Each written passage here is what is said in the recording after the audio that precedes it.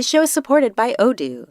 When you buy business software from lots of vendors, the costs add up and it gets complicated and confusing. Odoo solves this. It's a single company that sells a suite of enterprise apps that handles everything from accounting to inventory to sales. Odoo is all connected on a single platform in a simple and affordable way. You can save money without missing out on the features you need. Check out Odoo at odoo.com. That's odoo.com. Hey, Trey here. 2025 has thrown a lot at us. To me, the country feels like it's vibrating, but not in a good way. Things seem shaky and noisy, like there's something wrong under the hood of your car. That's what I've been thinking about as this year draws to a close. From West Virginia Public Broadcasting and PRX, this is Us and Them, the show that tells the stories about the things that divide us. I'm Trey Kay. This year has been just like bam, bam, bam. Each week, something new to take in. This is the chainsaw for bureaucracy. Chainsaw! Early in Donald Trump's second term, he asked billionaire Elon Musk to head up DOGE, the Department of Government Efficiency. The federal initiative was created to modernize information technology and cut spending and regulation. As a result, about 300,000 federal employees are estimated to leave the government through voluntary and involuntary measures.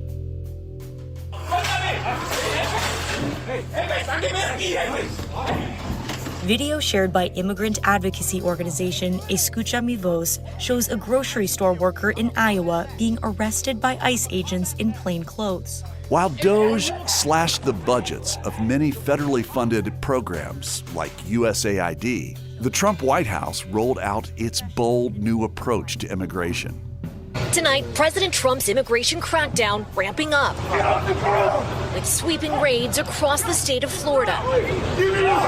Just as the Supreme Court gives the president a major victory today, revoking the legal status for migrants from Cuba, Haiti, Nicaragua. Federal agents are actively detaining and arresting immigrants with large-scale operations in at least 10 U.S. cities. In some cases, National Guard troops are on site to protect federal detention facilities and respond to protests.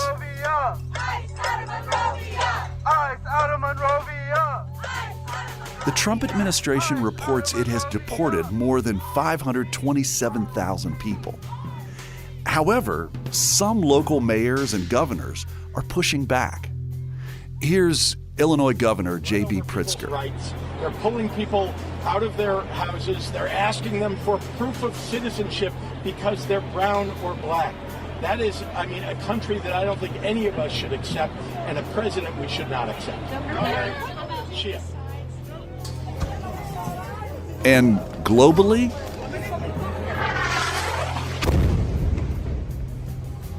another year of bombardment. Another year of families running for cover in Gaza. Tonight, everywhere you look, the destruction in Gaza is overwhelming. This is the Shujaiya neighborhood in ruins. This is my first time visiting and seeing this destruction close up since the ceasefire. And yes, a fragile ceasefire is in place. But for most of 2025, the images coming out of Gaza were horrific. It's suffering that doesn't end when the cameras move on.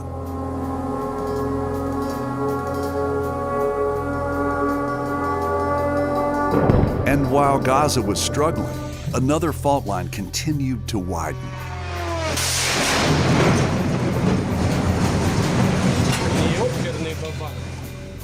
Ukraine is still fighting, still bleeding, still begging the world not to look away. The anger, fear, and heartbreak of two armed conflicts did not stay overseas. It also visited American college campuses.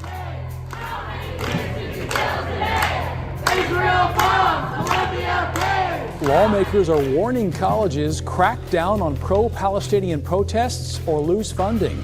This after the NYPD arrested dozens of protesters at Columbia University who stormed the campus library. And those campus protests, the tents, the sit-ins, became ammunition for the White House. President Trump cut $400 million in funding to Columbia University, and how the Ivy League institution caved to his demands.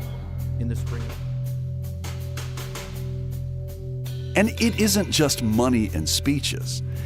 The anger on campuses, the protests, the threats, the online rage culminated in a public assassination. And good evening. Tonight, a new chapter in this era of political violence. Conservative political activist Charlie Kirk is dead, assassinated while speaking on a college campus in Utah.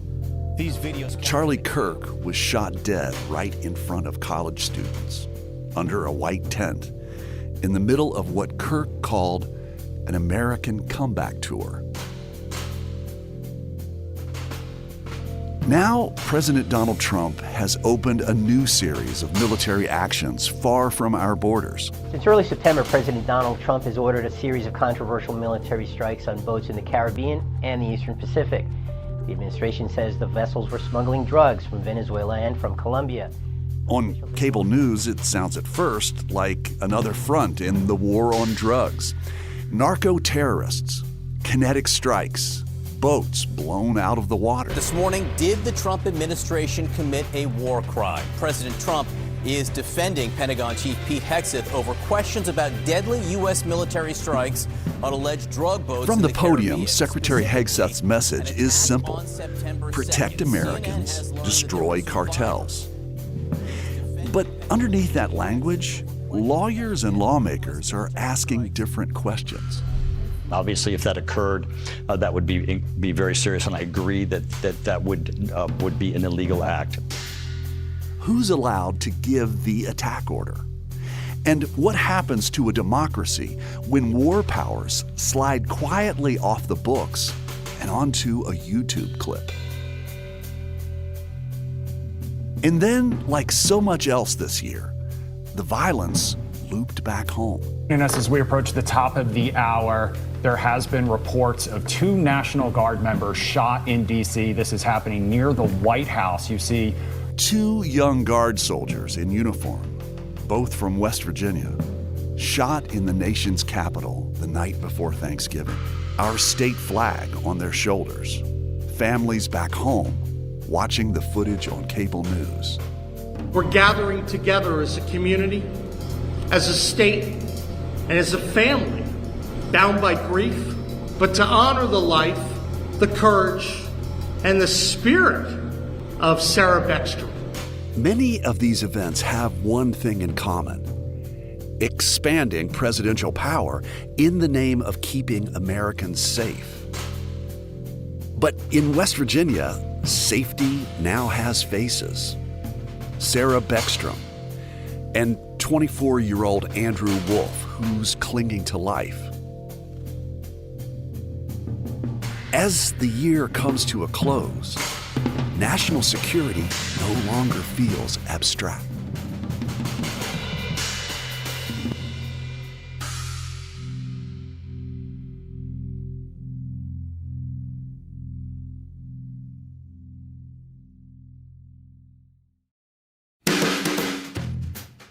Coming up after a break, some thoughts about what this year's events leave me thinking and feeling and hoping.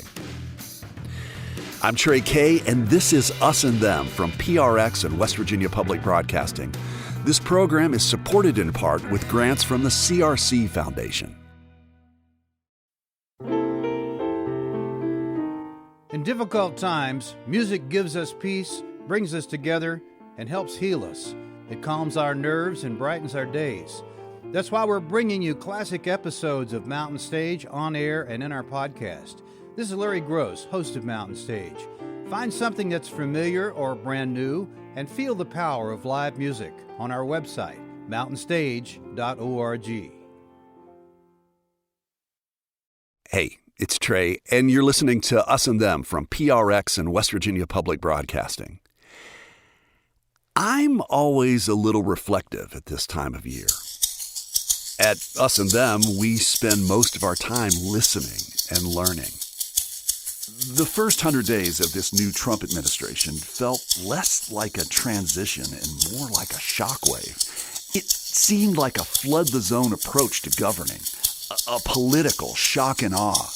Not just policy shifts, but a sense that the ground itself was moving. As I reviewed the year, I realized that feeling, that off-balance, unsettled feeling, became the lens through which I saw almost everything that followed.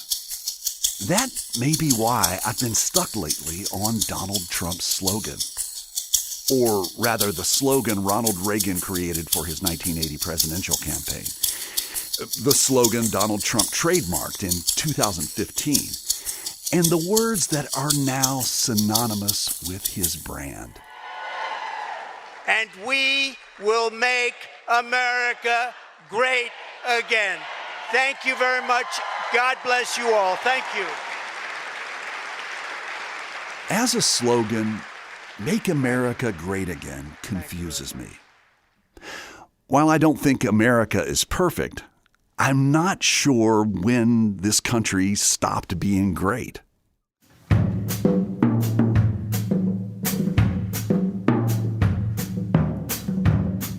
Since World War II, the United States has led the world economically, militarily, and in science and technology. We rebuilt Europe, shaped global alliances, advanced medicine and technology, and helped stabilize much of the modern world. While Trump's MAGA trademark is all about restoring greatness, to me the clearest constant over the past year is more about creating consistent change than restoring greatness. Because whether you admire Trump or not, this past year has been all about transforming our government and its institutions. People in power, some elected, some not, are making real decisions. People endowed with enormous authority and very little accountability. Institutions, systems, and agencies designed to survive political swings and outlast any single administration are now in the crosshairs.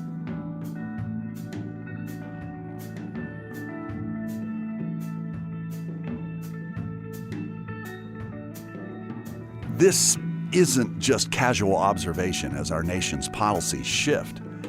I'm watching it unfold inside my own family. Two people I love have argued on Facebook this year, not as pundits, not as strangers, but as relatives.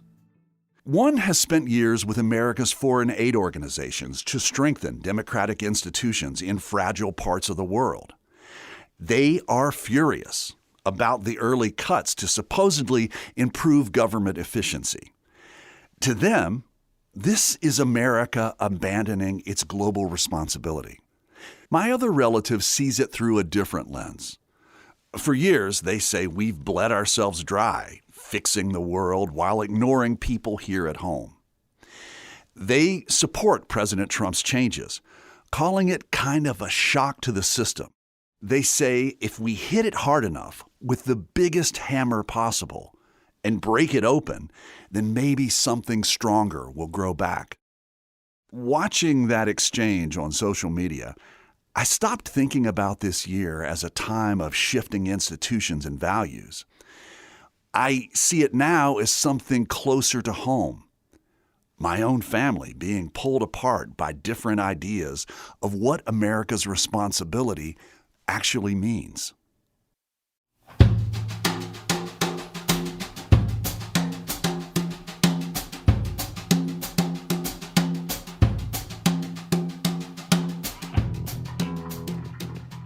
Early in the year, I did something that felt ordinary at the time.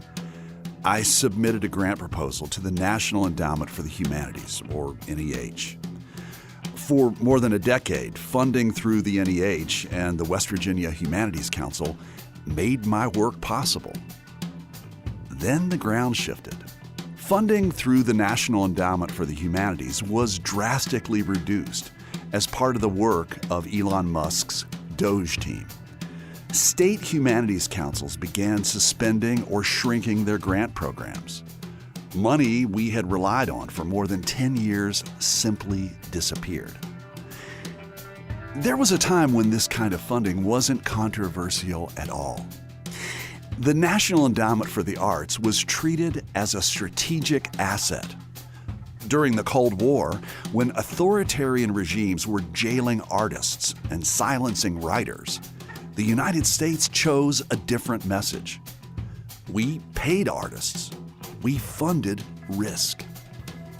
Art historian and former New York Times critic Michael Brinson documents in his book, Visionaries and Outcasts, how members of Congress openly framed federal arts funding as a demonstration of democratic freedom, a way of showing the world what an open society looked like.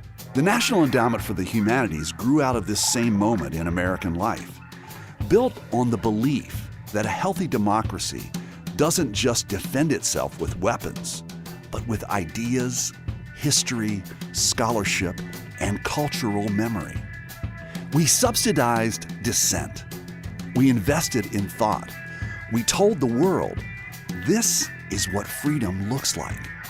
We once believed a great nation protects people who told uncomfortable truths. That belief now feels like a relic.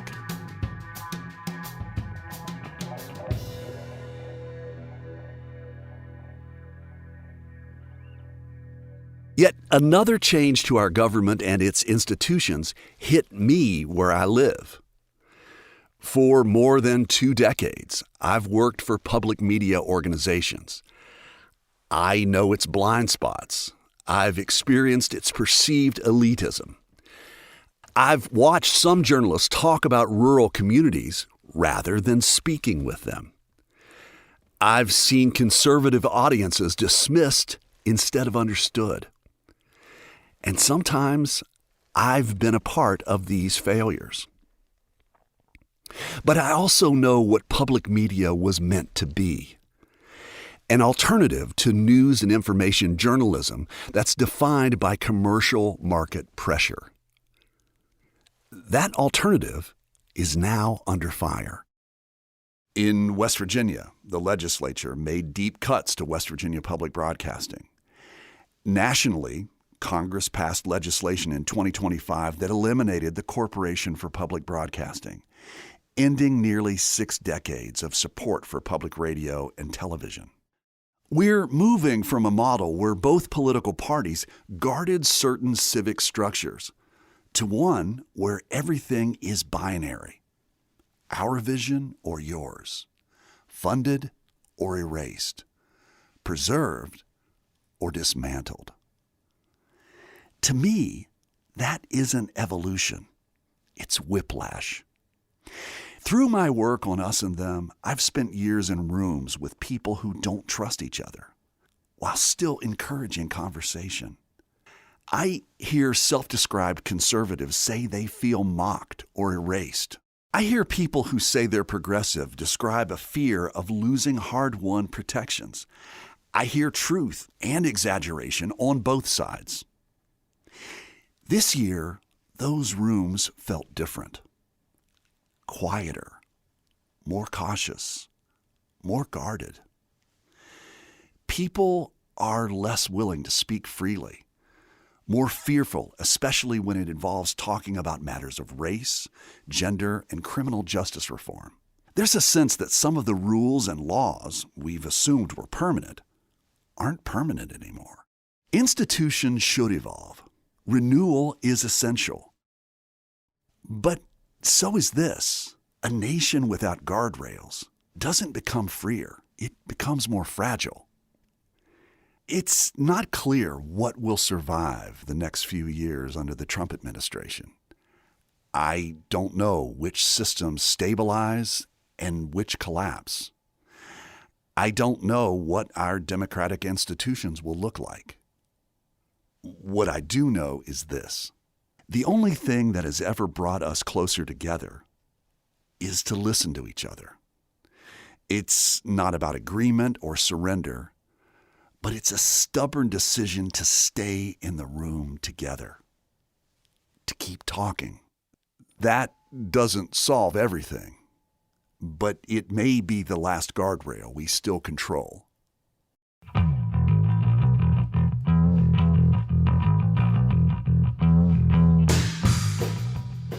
You've been listening to Us and Them.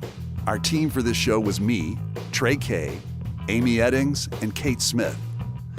Michael Lipton, Tristan Lozow, and Ahmed Solomon wrote and performed the Us and Them show music.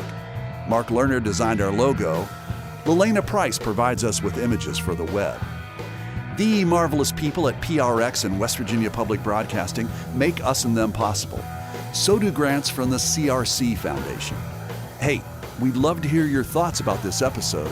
Would you share them with us on our Facebook page or on X at Us Them Podcast?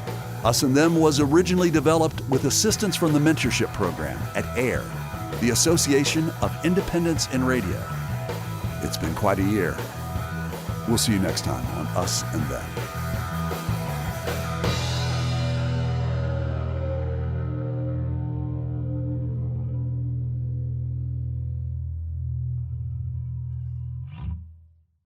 Support for this podcast comes from the Corporation for Public Broadcasting.